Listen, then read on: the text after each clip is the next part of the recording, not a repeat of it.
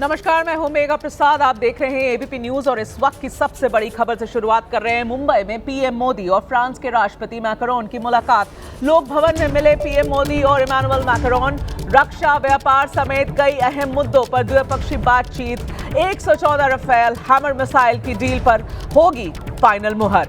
आज प्रधानमंत्री मोदी मैक्रोन के साथ बेंगलुरु के करीब वेमागल में एक एयरबस कंपनी और टाटा कंपनी के साझा हेलीकॉप्टर प्लांट का वर्चुअल उद्घाटन करेंगे। एयरबस और टाटा कंपनी H-125 लोएट यूटिलिटी हेलीकॉप्टर का निर्माण करने जा रहे हैं।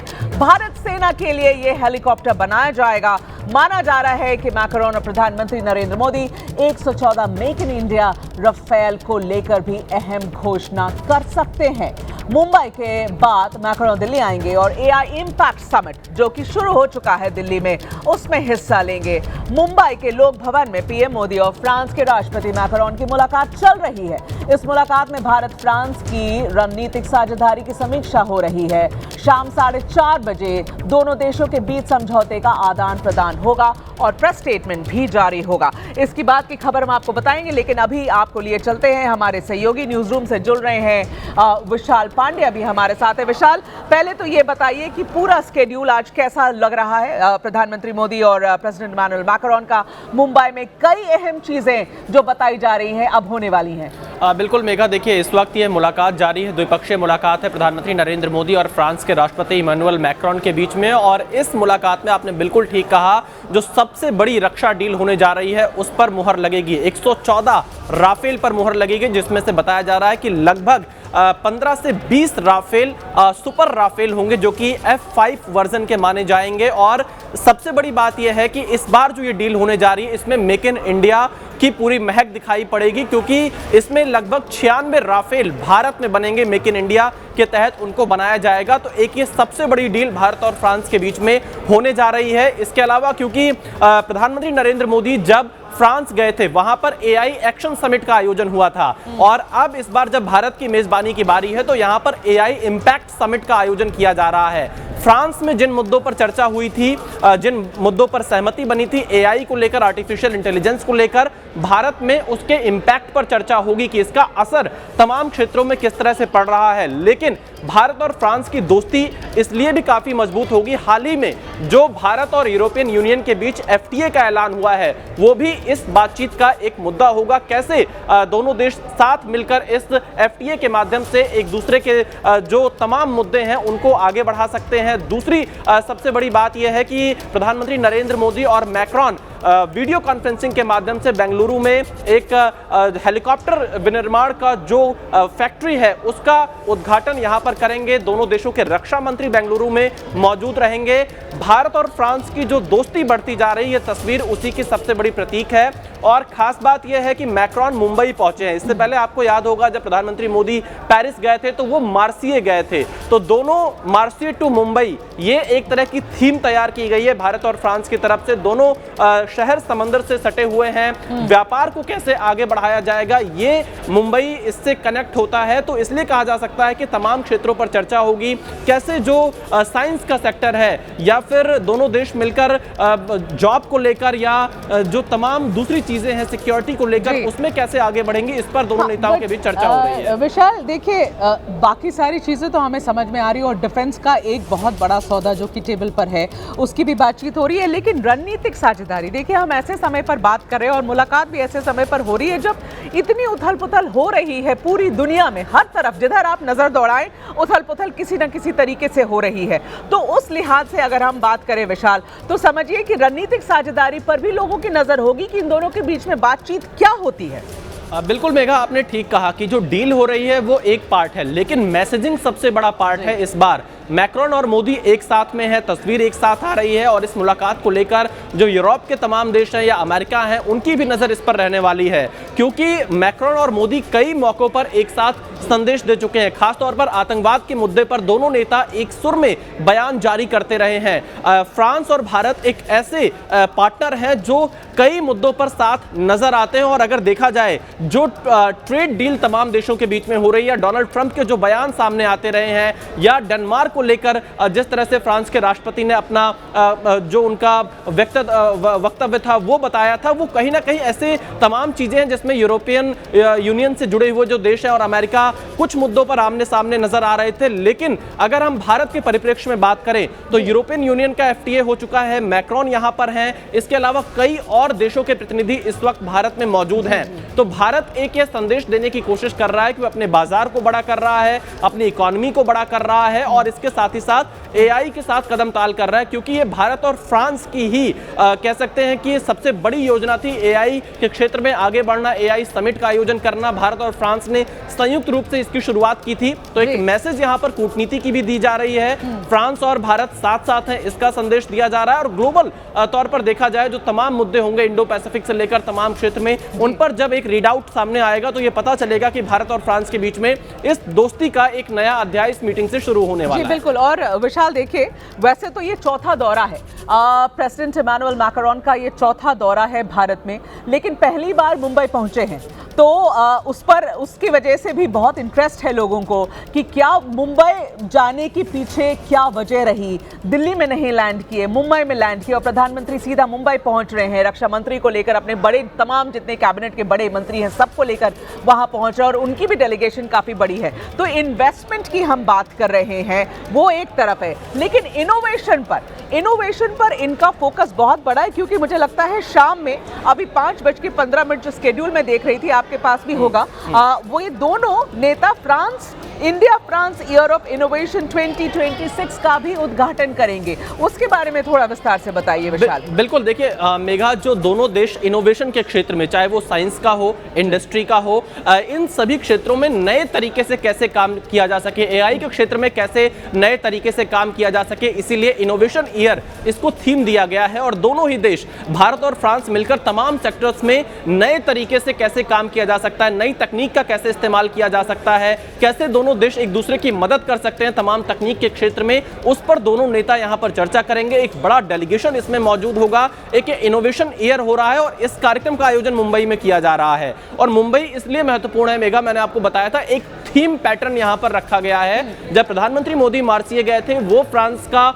एक तरह से समंदर की सीमा से सटा हुआ शहर है और भारत का मुंबई समंदर की सीमा से सटा हुआ शहर है। तो इस थीम पैटर्न पर ही यहां इनोवेशन ईयर का आयोजन किया जा रहा है। और मुंबई क्योंकि हमारी आर्थिक राजधानी कही जाती है, तमाम बड़े बिजनेसमैन वहां पर रहते हैं, जो व्यापार की जगत में इनोवेशन होना है उसको लेकर वहां पर फर्स्ट हैंड जानकारी दोनों नेता ले सकते हैं। तमाम डेलीगेशन के लोग वहां पर मौजूद रहेंगे, इसीलिए मुंबई को चुना गया है। तो टेक्नोलॉजी के क्षेत्र में, इंडस्ट्री के क्षेत्र में, साइंस के क्षेत्र में, अंतरिक्ष के क्षेत्र में क्या इनोवेशन करने हैं, कैसे भारत और फ्रांस आगे बढ़ सकते हैं इनोवेशन के सेक्टर में, उस पर दोनों नेता आपसे थोड़ी देर में चर्चा करने वाले हैं। लेकिन फिलहाल ये द्विपक्षीय मुलाकात जारी है मेघा। जी बिल्कुल, और वो प्रेस स्टेटमेंट पर भी सबकी नजर रहेगी कि क्या इस प्रेस स्टेटमेंट में कंटेन होकर आता है। लेकिन विशाल, मुझे ये बताइए कि पिछली बार राफेल की जब डील हुई थी तो कितना तमाशा हुआ था भारत में, और हमारे संसद में कितने महीनों तक उन्होंने कई सत्र नहीं चलने दिए कांग्रेस ने।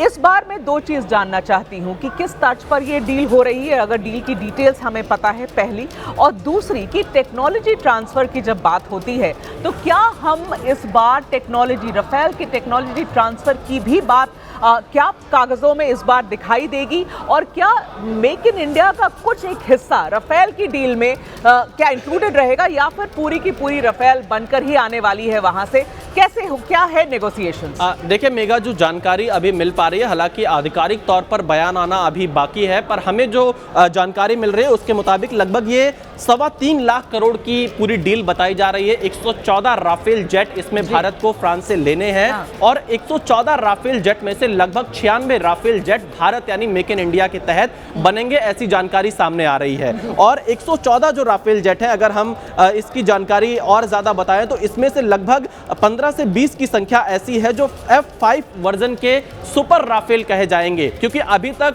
जो डील होती रही है वो F3 वर्जन पर होती रही है, और जो 114 में से अधिकतर राफेल जेट हमको मिलेंगे वो F4 वर्जन के माने जा रहे हैं। लेकिन F5 एक सुपर राफेल कहा जाता है, उसकी भी अच्छी खासी संख्या बताई जा रही है, लगभग 20 के आसपास वो भारत को इस डील के तहत मिल सकते हैं। लेकिन यह कहा जा सकता है कि भारत में भी 96 जो राफेल जेट है वो मेक इन इंडिया के तहत बनाए जाएंगे।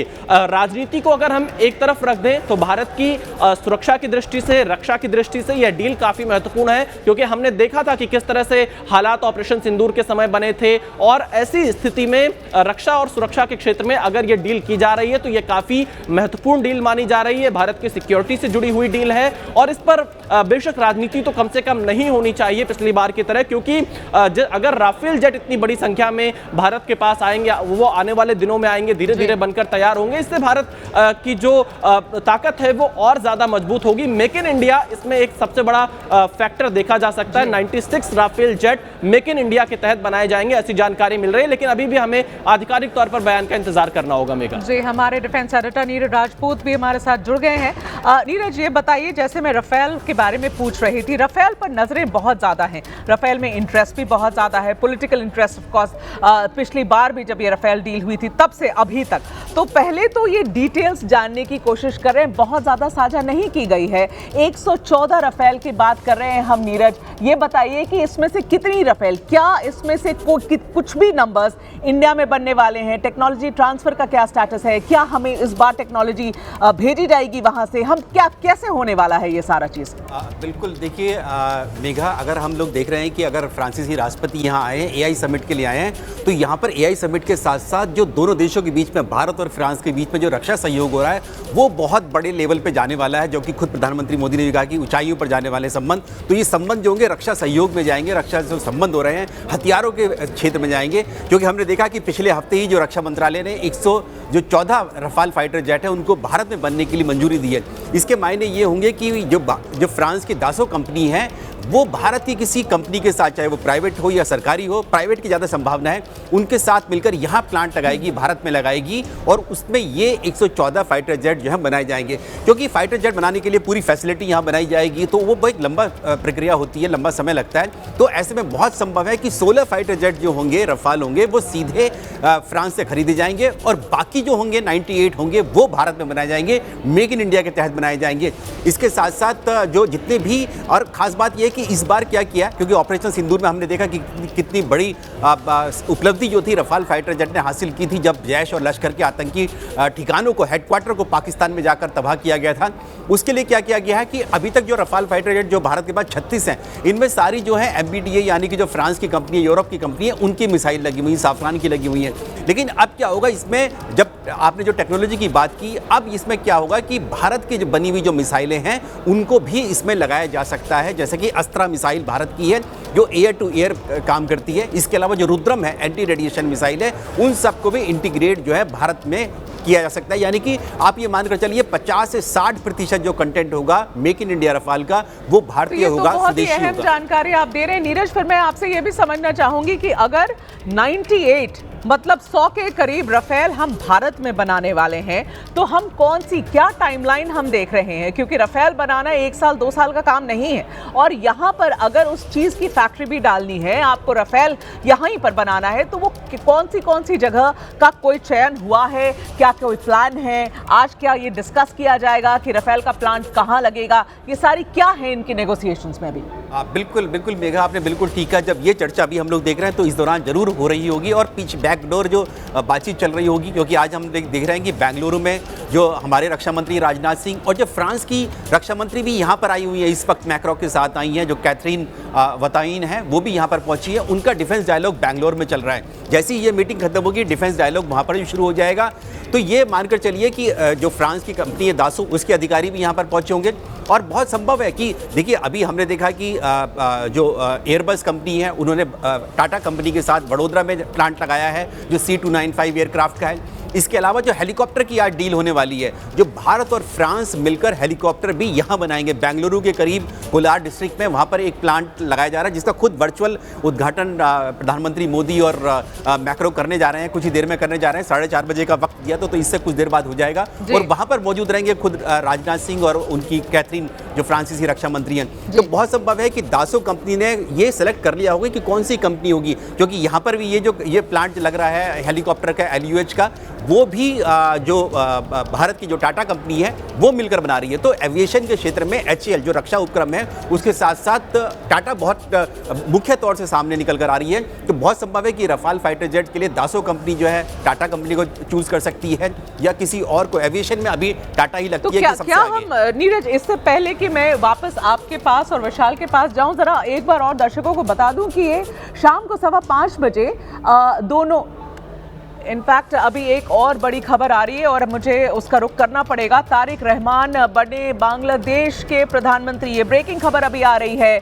हमें इस कवरेज से बाहर निकलकर आपको ये खबर भी बतानी पड़ रही है। बांग्लादेश के नए प्रधानमंत्री अब तारिक रहमान, उनकी घोषणा कर दी गई है। थोड़ी देर पहले प्रधानमंत्री पद की शपथ भी उन्होंने ली है। तो ये खबर, बड़ी खबर अभी बांग्लादेश से आ रही है। आपको पता होगा कि BNP के अलायंस ने ये इलेक्शन जीता था, जो आम चुनाव हुए बांग्लादेश में उसे जीता था और तारिक रहमान को अब प्रधानमंत्री वहां का घोषित किया गया है। बांग्लादेश के नए प्रधानमंत्री BNP अलायंस के तारिक रहमान, ये बड़ी खबर आपके लिए अभी लेकर आ रहे हैं। और मैं वापस विशाल पांडे के पास जाना चाहूंगी। विशाल, आप तो अभी ढाका से ही लौट कर आए हैं और ये तो एक्सपेक्टेड लाइंस पे थी कि तारिक रहमान, ये बात तो पहले ही पता चल गई थी जिस दिन BNP अलायंस ने ये जीता था इलेक्शंस, तो अब मुहर लग गई उनके नाम पर। बिल्कुल मेघा, तारिक रहमान बांग्लादेश के प्रधानमंत्री बन गए हैं। उनके सामने चुनौती है जुलाई चार्टर को लागू करने की। और तारिक रहमान के साथ जो 4 बड़े ऐसे चेहरे हैं, विदेश मंत्री के तौर पर डॉक्टर खलीलुर रहमान बांग्लादेश में शपथ ले रहे हैं। डॉक्टर खलीलुर रहमान मोहम्मद यूनुस की अंतरिम सरकार में NSC रहे थे, वो बांग्लादेश के अगले विदेश मंत्री हो रहे हैं। सलाहुद्दीन अहमद बांग्लादेश के अगले गृह मंत्री होने जा रहे हैं। इसके अलावा डॉक्टर अमीर खसरू महमूद वित्त और प्लानिंग मंत्री बन रहे हैं। शमा उबैद विदेश राज्य मंत्री बनाई जा रही हैं बांग्लादेश में। तो तारिक रहमान ने अपनी पूरी कैबिनेट यहां पर तैयार की है। इसके अलावा एकमात्र हिंदू नेता को इसमें जगह मिली है जो कि BNP के उपाध्यक्ष हैं निताई रॉय चौधरी, जिन्हें तारिक रहमान की कैबिनेट में जगह मिली है। और दूसरी जो सबसे बड़ी बात है वो हुमायूं कबीर, जो कि फॉरेन अफेयर्स के यहां पर उनके ज्वाइंट जनरल सेक्रेटरी थे BNP के, उनको इस कैबिनेट में शामिल नहीं किया गया है। बहुत सारे कयास लगाए जा रहे थे कि वो तारिक रहमान सरकार में अगले विदेश मंत्री हो सकते हैं, लेकिन मोहम्मद यूनुस की सरकार के अंतरिम सरकार में जो NSC थे डॉक्टर खलीलुर रहमान, उन्हें विदेश मंत्री बनाया गया है। तो तारिक रहमान के सामने बहुत बड़ी चुनौती है जुलाई चार्टर को लागू करना। जो उम्मीदें बांग्लादेश की जनता की रही हैं उन्हें पूरा करना और जो वादे किए हैं खासतौर पर करप्शन फ्री बांग्लादेश करने का, या फिर जॉब कोटा को लेकर जो एक तरह का गुस्सा बांग्लादेश में देखा गया था, उसको लेकर इनका रुख किस तरीके से रहता है, भारत के साथ संबंध किस तरह से लेकर तारिक रहमान आगे बढ़ते हैं, क्योंकि बांग्लादेश की जो जनता है वो भारत के साथ संबंधों को आगे लेकर चलने के लिए ज्यादा उत्सुक दिखाई दे रही थी। और उनका बार बार ये कहना था कि तारिक रहमान को तमाम पड़ोसी देशों के बीच में भारत के साथ संबंध को सबसे प्राथमिकता देनी चाहिए, क्योंकि भारत और बांग्लादेश के एक तरह से पारिवारिक संबंध है, सांस्कृतिक संबंध है। तमाम बांग्लादेश से लोग भारत आते हैं, भारत के लोग बांग्लादेश जाते हैं। तो ऐसी स्थिति में तारिक रहमान भारत नीति पर किस तरह से आगे बढ़ते हैं ये देखने वाली बात होगी। लेकिन जो विदेश मंत्री बने हैं मेघा, उन पर सबसे ज्यादा नजरें रहेंगी, क्योंकि उनके जो कदम हाल फिलहाल में रहे हैं वो काफी चौंकाने वाले रहे हैं, काफी अलग तरह के कदम वो बांग्लादेश में उठाते रहे। तो उन पर नजरें बनी रहेंगी कैसे वो तमाम देशों के साथ बांग्लादेश की विदेश नीति को सही तरीके से लेकर चलते हैं। लेकिन तारिक रहमान अब बांग्लादेश में प्रधानमंत्री बन चुके हैं और एक सबसे बड़ा सवाल ये भी है कि क्या अवामी लीग को बांग्लादेश की चुनावी प्रक्रिया में राजनीतिक तौर पर हिस्सेदारी करने का मौका मिलेगा? क्या अवामी लीग पर जो प्रतिबंध लगा हुआ है उसे तारिक रहमान सरकार आगे चलकर हटाएगी? क्योंकि बांग्लादेश की जनता बार बार यह भी कह रही थी कि अवामी लीग को भी मौका मिलना चाहिए। तो क्या अब जब चुनाव हो गए हैं, 13वां आम चुनाव संपन्न हो गया है, तो तमाम राजनीतिक दलों को बांग्लादेश में समान तरीके से अवसर मिलेगा? यह एक बड़ा सवाल है मेघा। ठीक है, मैं वापस आपके पास ही रहना चाहती हूँ। अभी विशाल, मुझे आप बता रहे थे, आपने मंत्रियों की लिस्ट बताई, एक बार और बताइए। शायद आपने एक हिंदू का नाम लिया है, कोई हिंदू मंत्री बना है, और अगर बना है तो उन्हें कौन सा मंत्रालय मिला है हमारे दर्शकों के लिए? देखिए मेघा, मैं मंत्रालय थोड़ी देर में बताता हूं, लेकिन नाम निताई रॉय चौधरी है, जो कि बांग्लादेश नेशनलिस्ट पार्टी के वाइस चेयरमैन हैं। उनको तारिक रहमान कि इस सरकार में कैबिनेट मंत्री के तौर पर शपथ दिलाई जा रही है। एकमात्र हिंदू नेता बांग्लादेश में यहाँ पर तारिक रहमान के मंत्रिमंडल में है निताई रॉय चौधरी। हालांकि ग्वेश्वर रॉय को लेकर बहुत ज़्यादा चर्चा थी, जो पहली बार ढाका की एक लोकसभा सीट से चुनाव जीते थे, पर उनको जगह नहीं मिली है। निताई रॉय चौधरी तारिक रहमान के सरकार में बतौर हिंदू कोटे से अगर देखा जाए तो इकलौते मंत्री होंगे, और इसके साथ ही साथ एक लंबी कैबिनेट यहाँ पर तैयार की गई है तारिक रहमान की तरफ से, जिसके कुछ प्रमुख नाम मैं बता दूं। डॉक्टर खलीलुर रहमान, जिन्हें विदेश मंत्रालय की जिम्मेदारी मिलने वाली है। सलाहुद्दीन अहमद, जो कि बांग्लादेश के अगले गृह मंत्री होंगे। डॉक्टर अमीर खसरू महमूद वित्त और प्लानिंग मंत्री की जिम्मेदारी संभालेंगे। शमा उबैद विदेश राज्य मंत्री बनाई गई हैं। कुछ और नाम जो अभी निकलकर सामने आ रहे हैं वो भी हम अपने दर्शकों को बता देते हैं। अब्दुल अवाल मिंटू पर्यावरण और वन विभाग के मंत्री बांग्लादेश के बनाए गए हैं। खंडुकर अब्दुल मुक्तदिर ये कॉमर्स मिनिस्टर बनाए गए हैं बांग्लादेश के। तो तारिक रहमान ने अपनी कैबिनेट तैयार कर ली है और लैंडस्लाइड विक्ट्री ली थी 211 सीटों के साथ बांग्लादेश में। 2001 के चुनाव के बाद बीएनपी पार्टी पहली बार इतने बहुमत से चुनाव जीती है। हालांकि उसको फायदा मिला है अवामी लीग के ऊपर प्रतिबंध लगे होने के कारण, लेकिन चुनौतियां मेघा ये है कि भारत के साथ संबंधों को प्राथमिकता तारिक रहमान विशाल उसी सवाल पे रहना चाहूंगी, क्योंकि हमारी फोकस तो उसी पे रहेगी कि भारत और बांग्लादेश के बीच में कैसे होंगे संबंध। और मैं आपसे ये सवाल अब करना चाहती हूँ कि जब भारत बांग्लादेश संबंधों पर इनसे सवाल किया गया, तारिक रहमान जी से सवाल किया गया, तो उनका जवाब क्या था? उनका जवाब ये था कि बांग्लादेश और उसके लोगों के हित हमारी विदेश नीति तय करेंगे। उन्होंने पहले भी कहा कि बीएनपी सरकार पड़ोसी देशों जैसे भारत, चीन और पाकिस्तान के साथ संतुलित संबंध रखना चाहती है, लेकिन किसी को अपना मालिक बनने नहीं देना चाहती है। तो विशाल, जब तारिक रहमान ये बात कह रहे हैं और जब उनसे सवाल किया गया तो उनकी क्लैरिटी बहुत थी। उन्होंने बांग्लादेश फर्स्ट की बात करी है। उन्होंने ये भी कहा है कि हम अपने संबंध संतुलित रखना चाहते हैं हमारे नेबर्स के साथ, मगर किसी को अपना मालिक नहीं बनने देंगे, और बांग्लादेश का हित तय करेगा कि हमारे संबंध हमारे पड़ोसियों के साथ कैसे होंगे। तो इस स्टेटमेंट को कैसे देखा जाए? देखिए मेघा, अगर हम चुनावी राजनीति को देखें तो चुनाव के समय बयान बहुत सारे दिए जाते हैं। तारिक रहमान ने भी बयान दिए, उन्हें चुनाव जीतना था, चुनाव लड़ना था, और उन्होंने एक नारा दिया था बांग्लादेश बिफोर ऑल का, और उसी नारे के सहारे वो बांग्लादेश के चुनावी मैदान में थे। लेकिन बांग्लादेश की जनता की अगर हम बात करें, मैंने वहाँ पर बहुत से लोगों से बातचीत की, उन सभी लोगों का ये कहना था कि जितने भी हमारे पड़ोसी देश हैं उसमें भारत के साथ संबंधों को सबसे ज़्यादा प्राथमिकता नई सरकार को देनी चाहिए। और मुझे उम्मीद है, या बहुत सारे जो एक्सपर्ट हैं जो बांग्लादेश और भारत पर नजर रखते हैं, उनका यह मानना है कि तारिक रहमान कहीं ना कहीं भारत को प्राथमिकता देंगे, क्योंकि बांग्लादेश की जनता का दबाव उनके ऊपर बहुत ज्यादा होगा। बिल्कुल, और उम्मीदें भी बहुत होंगी। विशाल पांडे और नीरज राजपूत, आप दोनों का बहुत बहुत धन्यवाद। आगे बढ़ रहे हैं। अब बात उस खबर की जिसने पूरे देश को झकझोर दिया, बात उस मां की गुहार की, चित्कार की, जो लोगों का कलेजा चीर रही है। बात एक रईसजादे की जिसने रील के चक्कर में अपनी गाड़ी से साहिल नाम के एक 23 साल के लड़के की बाइक को इतनी जोरदार टक्कर मारी जिससे साहिल की मौत हो गई। और अब साहिल की मां अपने बेटे को इंसाफ दिलाने के लिए गुहार लगा रही है, देश के आगे मदद के लिए हाथ फैला रही है, हाथ जोड़ रही है, क्योंकि जो आरोपी है उसे नाबालिग होने की वजह से कानून ने एक कवच जैसा मिल गया है। इसलिए अपने लाल को हमेशा हमेशा के लिए गंवाने वाली मां कानून पर गंभीर सवाल उठा रही है। इसी बीच सूत्रों के हवाले से आरोपी को लेकर बड़ी खबर आई है, बड़ा खुलासा हुआ है। नाबालिग आरोपी की ही सोसाइटी में रहने वाले लोगों के मुताबिक आरोपी का जन्मदिन कुछ दिन पहले ही था और उसने अपने पिता से काली स्कॉर्पियो गाड़ी लेने की जिद की थी। पिता ने कुछ दिन पहले ही नई स्कॉर्पियो लेकर बेटे को दी थी और नाबालिग होने के कारण उसे किसी तरह की कोई दिक्कत सड़क पर ना हो, इसलिए पिता ने बेटे का उत्तर प्रदेश जाकर जाली ड्राइविंग लाइसेंस भी बनवाया था। क्या आप सोच सकते हैं कि ये जाली ड्राइविंग लाइसेंस बनवाया गया था बेटे का? सोचिए, एक मां के लिए अपने बेटे को खोना कितना बड़ा सदमा है।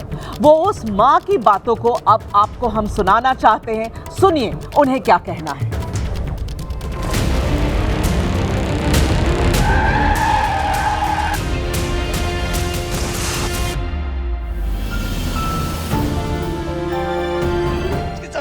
बड़े थे। You could have done wonders. ये उसका आईपैड है। ये उसका आईपैड है। ये उसका ड्रीम होम है मेरे बच्चे का। उसके सपने इतने ऊंचे थे, इतने ऊंचे सपने थे उसके। ये मेरे बेटे ने लास्ट गले में पहना ये कैमरे का बाइक पे, ये लास्ट उसने पहना हुआ था। बस यही है।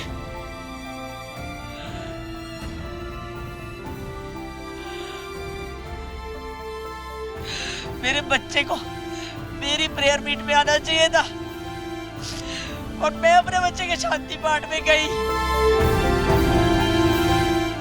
ऐसा आवारा लड़के को सोसाइटी के नाम पे धब्बे, कोई वैल्यूज नहीं है। उसकी बेटी भी ऐसी है, बेटा तो बेटा, बेटी भी ऐसी है। उसको पता है कानून कैसा है, क्योंकि वो ट्रांसपोर्ट लाइन में है, उसकी गाड़ियां चलती है। वो ऑलरेडी खिलवाड़ कर रहा है। कानून ऐसा है, इसीलिए उसकी हिम्मत हुई ऐसा करने की।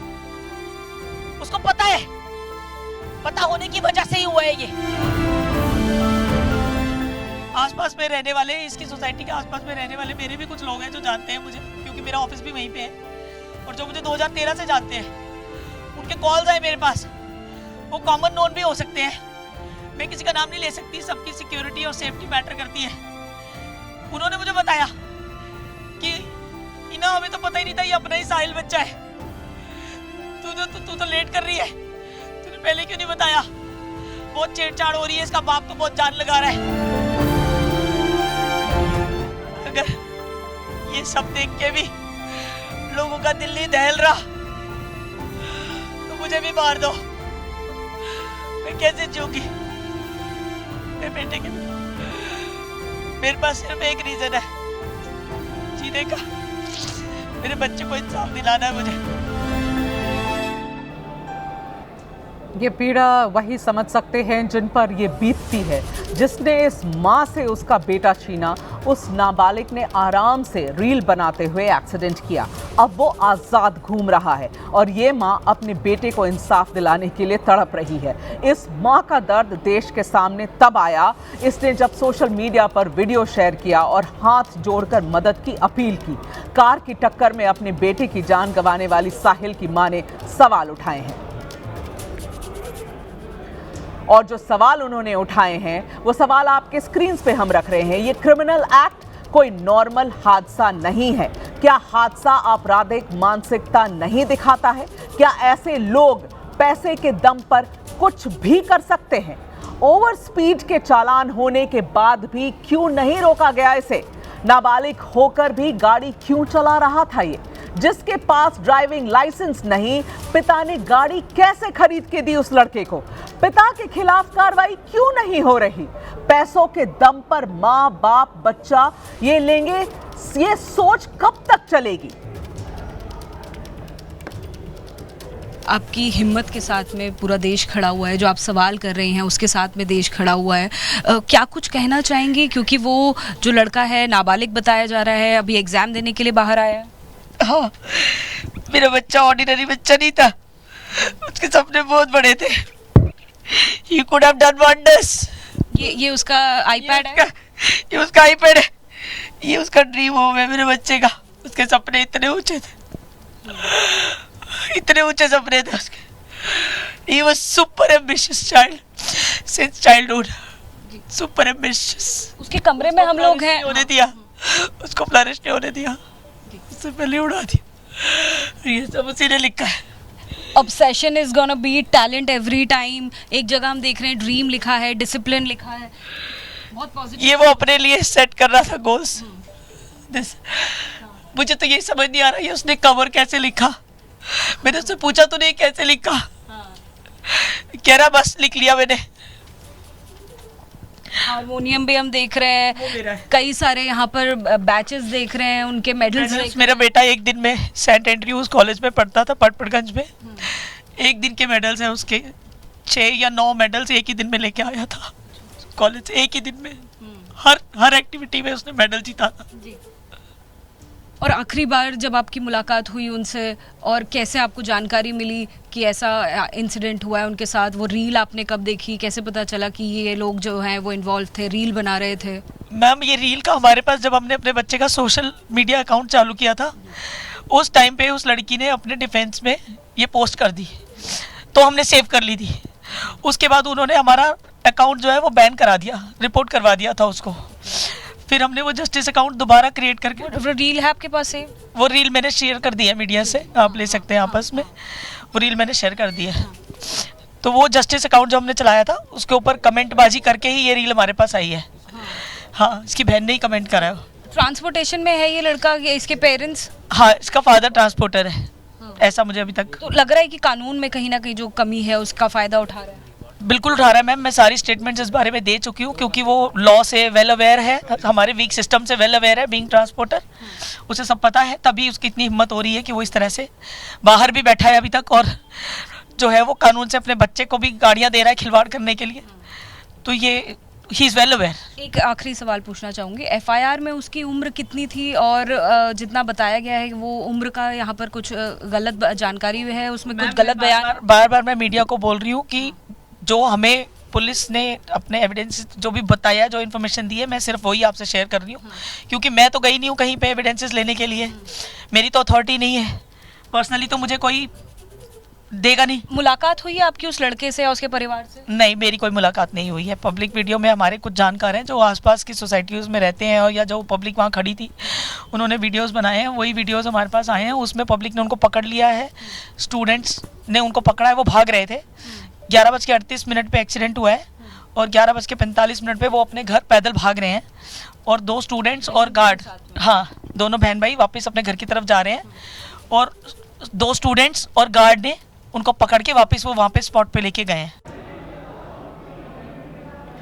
साहिल की मां कानून पर सवाल उठा रही है, गुहार लगा रही है, तो पुलिस का कहना है कि कानून के हिसाब से कार्रवाई हो रही है, नाइंसाफी नहीं होगी। हमने इंश्योर किया है कि इसमें किसी भी तरीके की कोई भी कमी ना रहे। इसमें हम केस फाइल में जो भी बेस्ट पॉसिबल हो सकेगा वो इसमें एक्शन लेंगे। उसको जेजेबी जुवेनाइल जस्टिस बोर्ड के सामने प्रोड्यूस किया जाता है और जेजेबी 3 तारीख को ही उसको ऑब्जर्वेशन होम भेजने के ऑर्डर पास कर देती है। उसके फादर जो जुवेनाइल गाड़ी चला रहा था स्कॉर्पियो, उसके फादर को भी इमीडिएटली बाउंड डाउन किया जाता है, उसको पुलिस स्टेशन में रखा जाता है और उसके बाद उस पर एमवी एक्ट के तहत जो भी लीगल प्रोसीडिंग बनती है उसको किया जा रहा है। साहिल के दोस्त भी सदमे में हैं और सवाल उठा रहे हैं कि आखिर एफआईआर में जो आरोपी 19 साल का था वो अचानक 17 साल का कैसे हो गया? क्या ये सब आरोपी को बचाने के लिए कानूनी दाव पेश तो नहीं है? मेरे साथ इस वक्त साहिल के दोस्त मानस मौजूद हैं बात करने के लिए। बहुत ही मुश्किल वक्त आपके लिए भी, परिवार के लिए भी। कितने सालों से साहिल को आप जानते थे? किस तरह का था साहिल, स्वभाव कैसा था? मैं साहिल का बेस्ट फ्रेंड हूँ और उसको 8-9 साल से जानता हूँ मैं, जितेंद्र के थ्रू मिला था उससे। हमारा हॉबीज़ में थोड़ा मैच था फोटोग्राफी की और बहुत ही मल्टी टैलेंटेड बंदा था, बहुत ही हार्ड वर्किंग बंदा था। एक साथ काफ़ी सारी चीज़ें करता था just to make his things work at the home.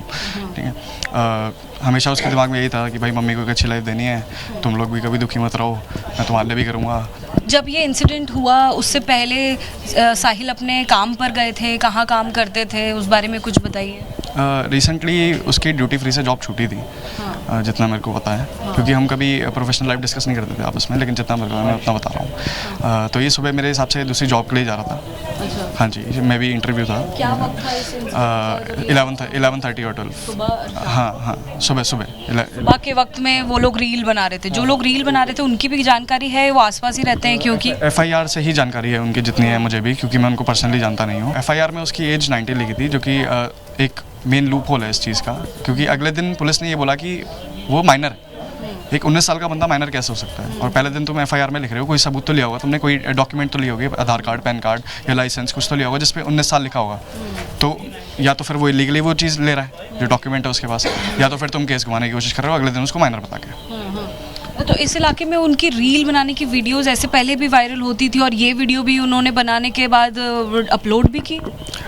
ये वीडियो हमें एक्चुअली एक कमेंट से मिली थी, क्योंकि हमें एक पेज चला रहा है जस्टिस फॉर साहिल, तो उस पर एक कमेंट आया था कि भाई उसकी गलती नहीं है, ये वो है। तो हमने उससे बोला कि भाई आपके पास क्या एविडेंस है। तो हमने देखा, उसने ये वीडियो भेजी। हालांकि ये ट्रिम्ड वीडियो है, अभी भी ये पूरी वीडियो नहीं है, क्योंकि जो कोलिजन वाला पार्ट है वो उसमें आया नहीं है। ये स्नैप बना रहे थे सोसाइटी से निकलते ही, जो वीडियो में दिख रहा है, जो जहाँ से उन्होंने यूटर्न लिया है वो सोसाइटी से निकलते ही है, और सोसाइटी से निकलते ही उसने एक्सेलरेशन इतनी दे दी।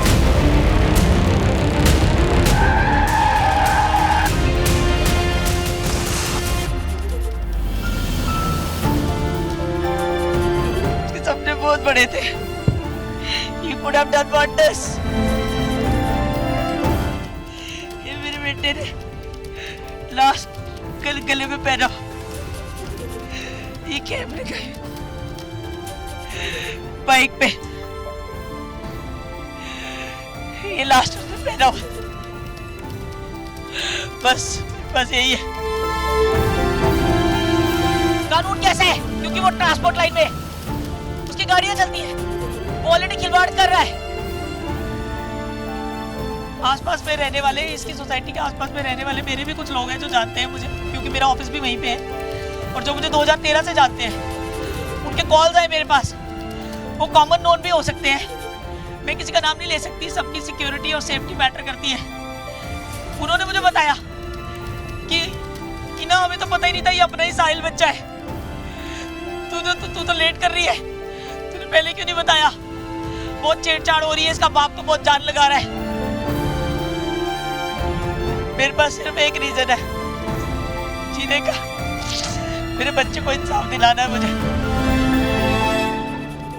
मशहूर फिल्म लेखक सलीम खान की आज अचानक तबीयत बिगड़ गई, जिसके बाद उन्हें मुंबई के लीलावती अस्पताल में भर्ती कराया गया। सलीम खान को ब्रेन स्ट्रोक हुआ है, जिसके बाद उन्हें वेंटिलेटर पर रखा गया है। डॉक्टरों का दावा है कि हालत गंभीर है लेकिन स्थिर है। वहीं सलमान खान अपने पिता का हाल जानने के लिए लीलावती अस्पताल पहुंचे। इसके साथ ही अलवीरा खान ने भी पिता का हाल जाना।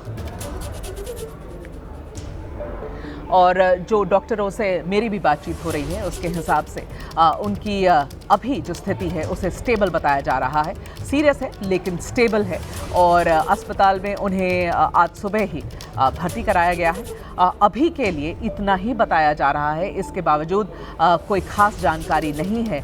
और उपचार लीलावती अस्पताल में परिवार के लोग कई बार इसी अस्पताल में आते हैं अपना उपचार कराने के लिए, और आज सलीम साहब को भी लीलावती अस्पताल में ही भर्ती कराया गया। जब कुछ उनकी तबीयत नासाज होने की सुबह में शिकायत हुई, सीधा अस्पताल लाया गया और फिर ये पता चला कि मल्टीपल ब्रेन स्ट्रोक है। लेकिन अभी किसी भी तरीके की कोई औपचारिक तरीके से डॉक्टरों ने ना कोई स्टेटमेंट जारी करी है, ना परिवार ने कुछ बताया है। लेकिन ये सूत्रों के हवाले से जो खबर आ रही है, और जो हमारे डॉक्टर दोस्त हैं लीलावती में, जो परिवार में दोस्त है, वो सब ये बता रहे हैं कि अभी उनकी हालत स्थिर है।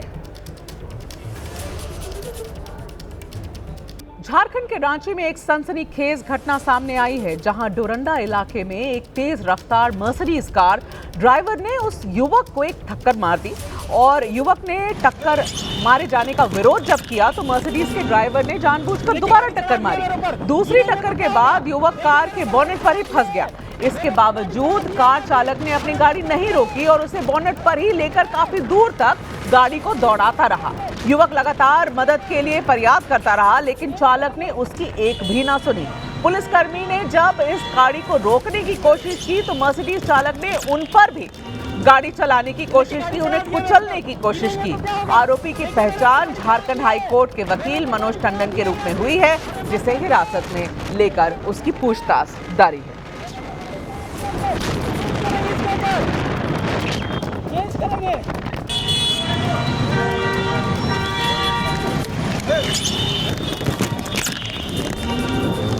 देखिए गाड़ी चला दिया मेरे ऊपर, गिरेंगे तो क्या होगा?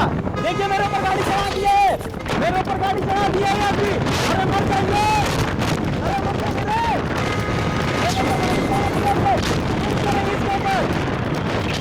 केस करेंगे।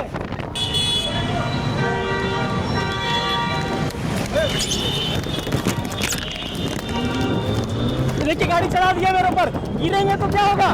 देखिए मेरे ऊपर गाड़ी चला दी है, मेरे ऊपर गाड़ी चला दी है।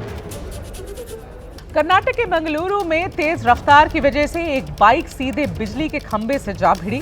गनीमत ये रही कि बाइक पर सवार 2 छात्र चमत्कारिक ढंग से बच गए। इस घटना का सीसीटीवी फुटेज भी सामने आया है। इसमें दिख रहा है कि तेज रफ्तार से बाइक सीधे बिजली के खंभे से टकरा जाती है।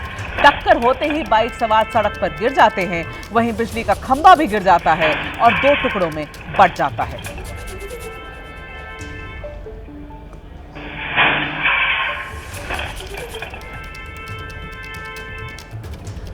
और ये तस्वीरें आप देख रही हैं, दोनों बाइक सवार पहले तो उछल के गिर जाते हैं सड़क पर, क्योंकि बिजली के खंभे से उनकी बाइक जाके टकरा जाती है और फिर खंभा ही उनके ऊपर गिर जाता है और 2 टुकड़े में टूट जाता है। बेंगलुरु से ये तस्वीरें आपके लिए।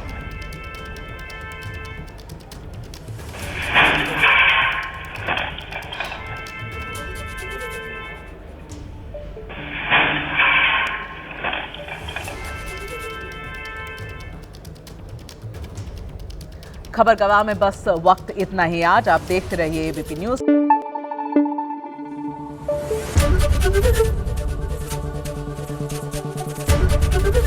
एबीपी न्यूज आपको रखे आगे।